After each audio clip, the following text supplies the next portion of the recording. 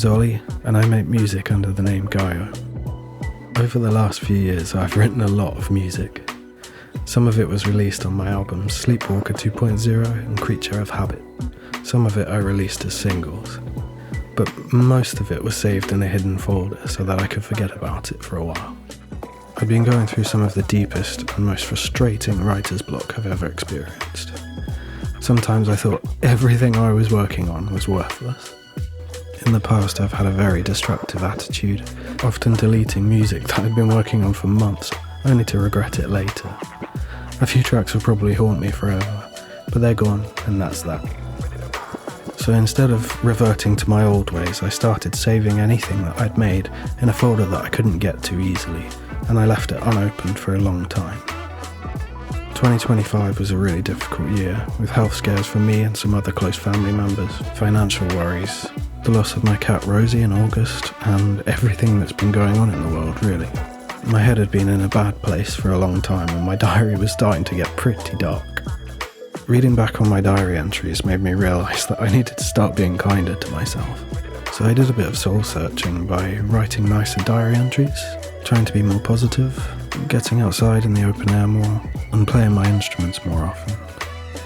I knew that 2026 needed a positive start, so I decided to have a look in that folder that I'd been ignoring for so long. Inside it I found hundreds of small ideas, little sketches, various recordings of various instruments, some outtakes from when recordings had gone wrong, and over 60 fairly complete tracks. Listening back to all that material made me wonder what I was thinking. I seem to have made a load of stuff for someone experiencing writer's block, and some of it was actually pretty interesting. But I have to admit, some of it really wasn't. A few months ago I started to compile all the little sketches, ideas, bits and pieces, and the full tracks that I thought were good enough into a full album. Remnants 3 is a sort of collage of my mindset through all of that time, and because of that it might be a little bit chaotic in places. The tracks are quite varied, possibly even a bit erratic, and the sound is definitely raw throughout. I've left quite a few of the tracks exactly as they were, so some of them are pretty short, they might even feel a little bit unfinished, but I would disagree with that. I thought that it would be nice to make an album where every track sort of plays continuously into the next, so there's no silence between the tracks, it's just one continuous mix, which is a bit like how my mind felt at the time of writing all these tracks. Just a head full of jumbled up thoughts that you couldn't shut up for a second. And the funny thing is that I'm probably more proud of Remnants 3 than I have been of the previous 2 albums that I made. The album features the sort of usual sounds you'd expect from me as well. There's lots of nylon guitar, kalimba, bits of violin, a lot of these cheap bamboo wooden flutes that I like to play, mandolin, ocarina, Armenian duduk, household bits and pieces for percussion and things, and probably hundreds of hours of production. Most of Remnants 3 is pretty chill.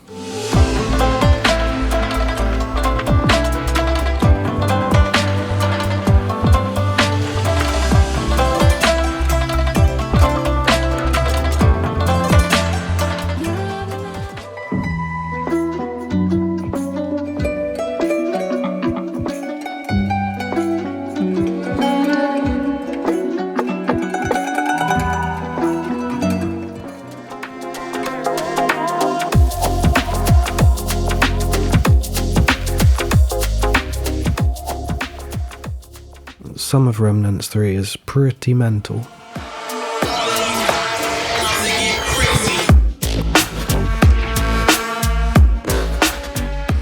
And some of it is just very weird. Things are about to get very. Remnants 3 is available to pre-order on my Bandcamp or my website where I actually get 100% of the sale. I hope that you like it enough to consider purchasing it. Thank you for all your support over the years. It's been fun. It's nice to finally meet you.